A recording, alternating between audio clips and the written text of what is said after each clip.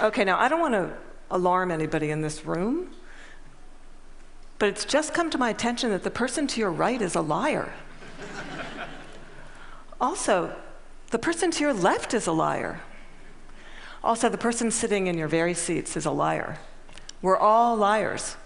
What I'm going to do today is I'm going to show you what the research says about why we're all liars, how you can become a lie spotter, and why you might want to go the extra mile and go from lie spotting to truth-seeking, and ultimately to trust building.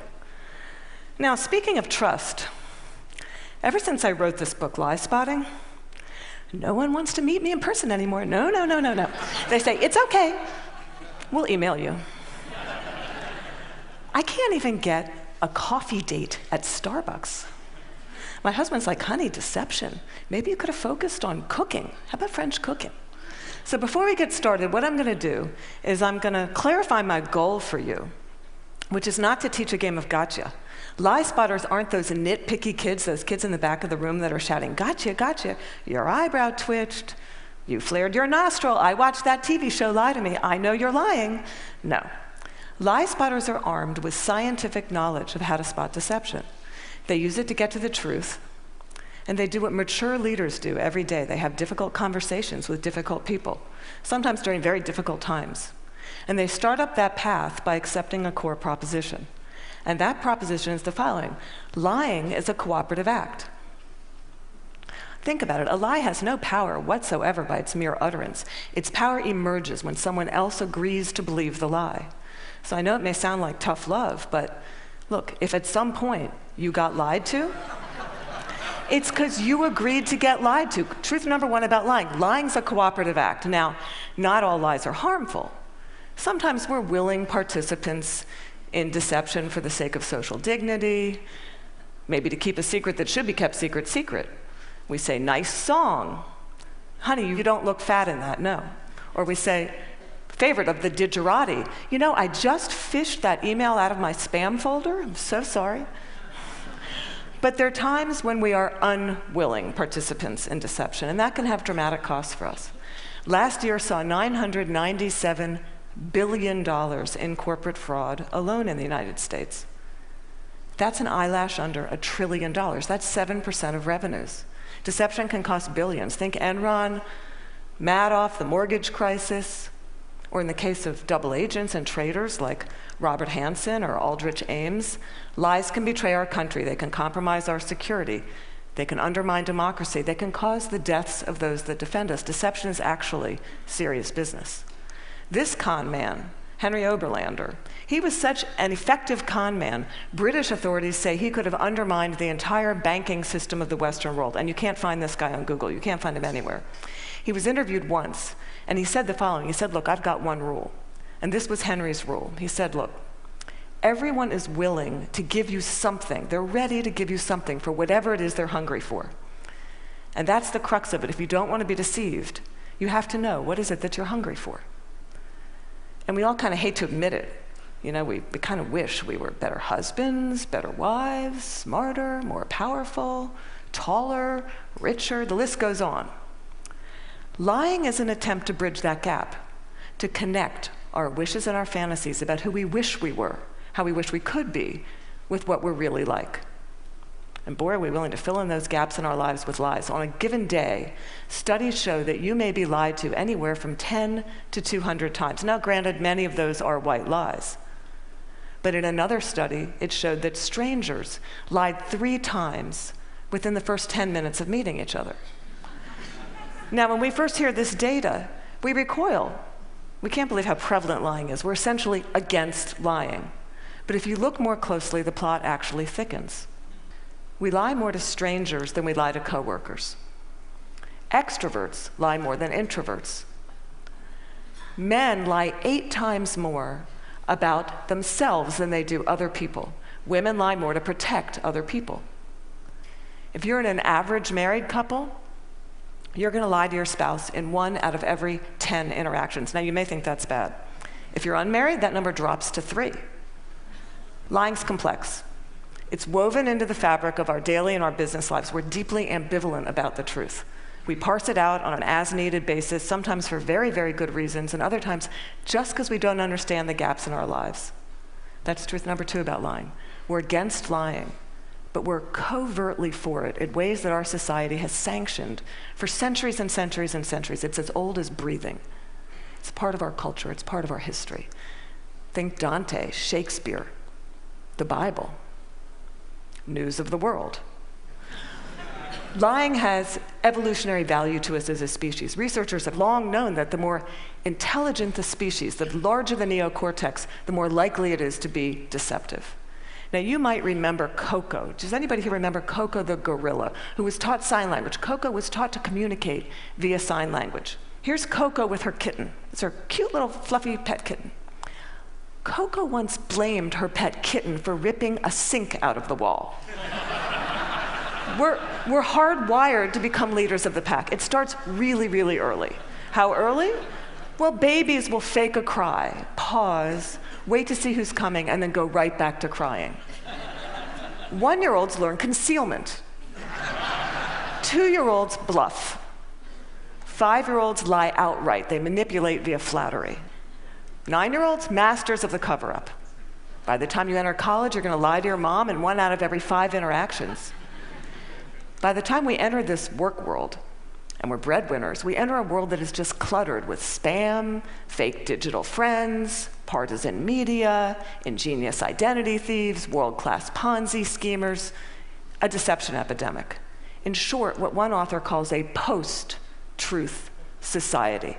It's been very confusing for a long time now. What do you do?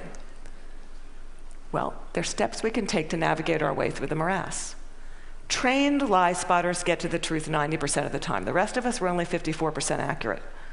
Why is it so easy to learn? Well, they're good liars and they're bad liars. They're no real original liars. We all make the same mistakes. We all use the same techniques.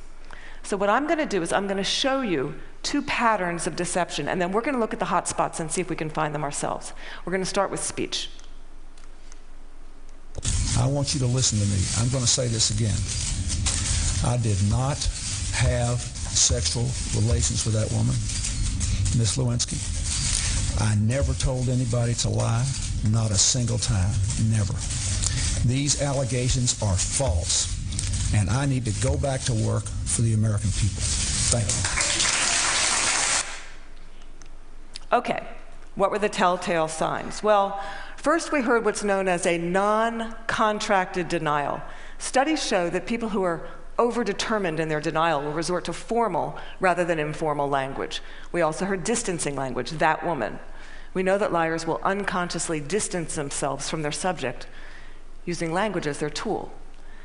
Now, if Bill Clinton had said, well, they tell you the truth, or Richard Nixon's favorite, in all candor, he would have been a dead giveaway for any lie spotter that knows that qualifying language, as it's called, qualifying language like that, further discredits the subject. Now, if he had repeated the question in its entirety, or if he had peppered his account with a little too much detail, and we're all really glad he didn't do that, he would have further discredited himself. Freud had it right. Freud said, look, there's much more to it than speech. No mortal can keep a secret. If his lips are silent, he chatters with his fingertips, and we all do it. No matter how powerful you are, we all chatter with our fingertips. I'm going to show you Dominique Strauss-Kahn with Obama, who's chattering with his fingertips. Now, this brings us to our next pattern, which is body language.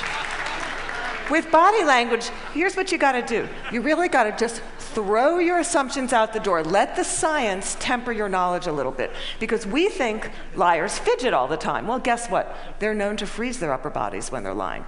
We think liars won't look in the eyes. Well, guess what? They look you in the eyes a little too much just to compensate for that myth. We think warmth and smiles convey honesty, sincerity, but a trained lie spotter can spot a fake smile a mile away. Can you all spot the fake smile here? You can consciously contract the muscles in your cheeks. But the real smile's in the eyes. The crow's feet of the eyes, they cannot be consciously contracted, especially if you overdid the Botox. Don't overdo the Botox. Nobody will think you're honest. Now we're going to look at the hot spots. Can you tell what's happening in a conversation? Can you start to find the hot spots to see the discrepancies between someone's words and someone's actions? Now, I know it seems really obvious, but when you're having a conversation with someone that you suspect of deception, attitude is by far the most overlooked but telling of indicators. An honest person is going to be cooperative. They're going to show they're on your side. They're going to be enthusiastic. They're going to be willing and helpful in getting you to the truth. They're going to be willing to brainstorm, name suspects, provide details. They're going to say, hey, maybe it was those guys in payroll that forged those checks. They're going to be infuriated if they sense they're wrongly accused throughout the entire course of the interview, not just in flashes. They'll be infuriated throughout the entire course of the interview. And if you ask someone honest, what should happen to whoever did forge those checks? An honest person is much more likely to recommend strict rather than lenient punishment. Now, let's say you're having that exact same conversation with someone deceptive. That person may be withdrawn, look down, lower their voice, pause, be kind of herky-jerky. Ask a deceptive person to tell their story. They're going to pepper it with way too much detail in all kinds of irrelevant places. And then they're going to tell their story in strict chronological order. And what a trained interrogator does is they come in, and in very subtle ways, over the course of several hours, they will ask that person to tell their story backwards. And then they'll watch them squirm and track which questions produce the highest volume of deceptive tells. Why do they do that? Well, we all do the same thing. We rehearse our words, but we rarely rehearse our gestures. We say yes, we shake our heads no. We tell very convincing stories, we slightly shrug our shoulders.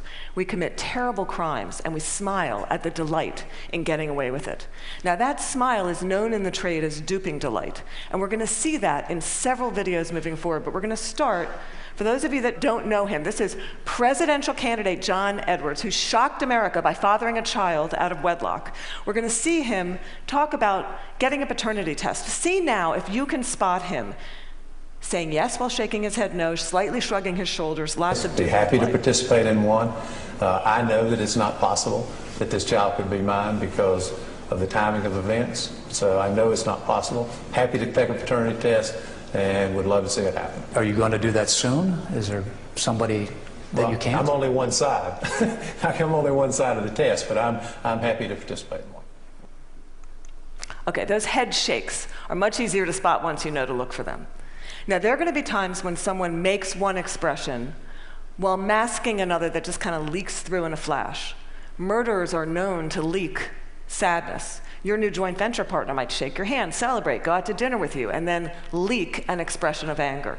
And we're not all going to become facial expression experts overnight here. But there's one I can teach you that's very dangerous and that's easy to learn, and that's the expression of contempt.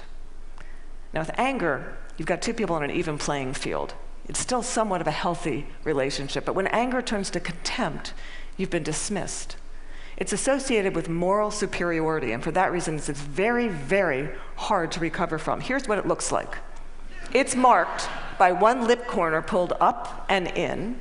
It's the only asymmetrical expression, and in the presence of contempt, whether or not deception follows, and it doesn't always follow, look the other way, go the other direction, reconsider the deal, say, no, thank you, I'm not coming up for just one more nightcap, thank you. Science has surfaced many, many more indicators. We know, for example, liars will shift their blink rate, point their feet towards an exit. They will take barrier objects and put them between themselves and the person that's interviewing them. They'll alter their vocal tone, often making their vocal tone much lower. Now, here's the deal. These behaviors are just behaviors. They're not proof of deception.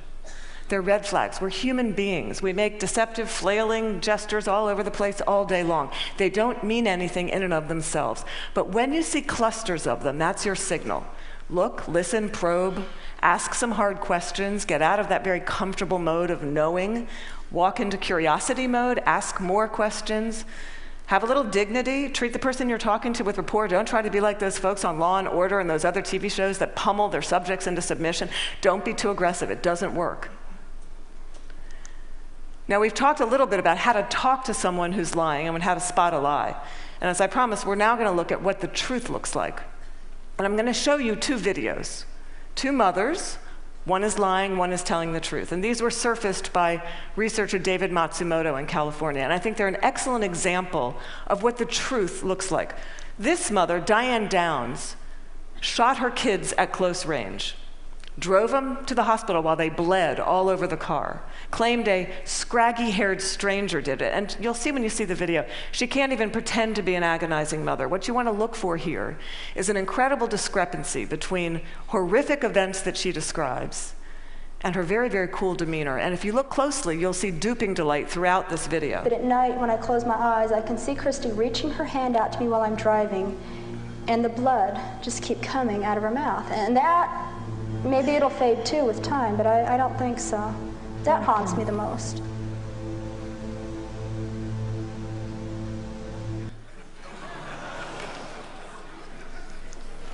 Now I'm going to show you a video of an actual grieving mother, Erin Runyon, confronting her daughter's murderer and torturer in court. Here you're going to see no false emotion, just the authentic expression of a mother's agony.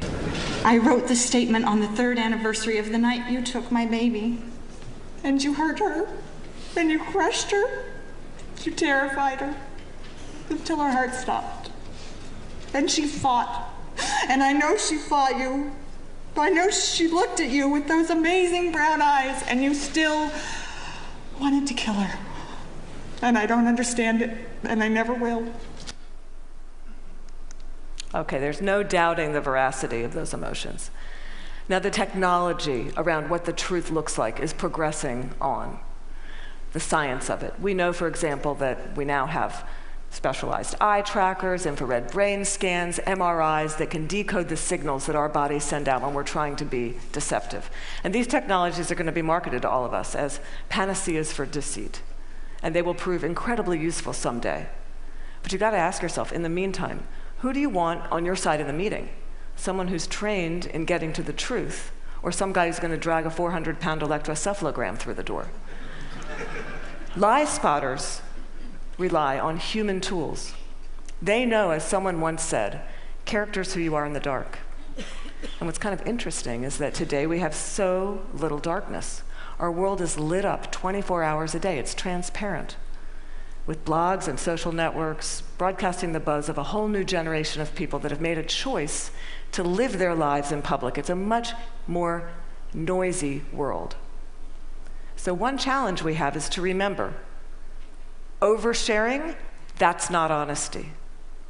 Our manic tweeting and texting can blind us to the fact that the subtleties of human decency, character, integrity, that's still what matters. That's always what's going to matter.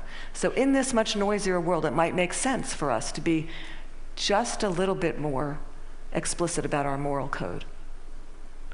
When you combine the science of recognizing deception with the art of looking, listening, you exempt yourself from collaborating in a lie. You start up that path of being just a little bit more explicit because you signal to everyone around you. You say, hey, my world, our world, it's going to be an honest one. My world is going to be one where truth is strengthened and falsehood is recognized and marginalized. And when you do that, the ground around you starts to shift just a little bit. And that's the truth. Thank you.